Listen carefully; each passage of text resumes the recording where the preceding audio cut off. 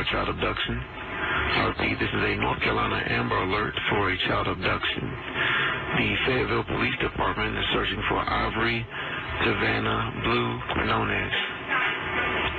Ivory Devana Blue Quinones is a 7-year-old white female, approximately 3 feet 8 inches tall, weighing 67 pounds. She has brown hair and blue eyes. Ivory was last seen wearing a multicolor unicorn pajama shirt.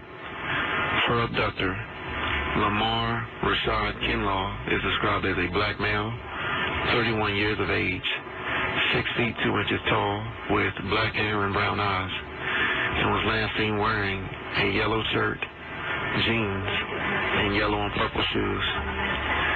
They were last seen in an unknown make or model red passenger car in the Pebble Bay area of Fayetteville, North Carolina, traveling to an unknown destination.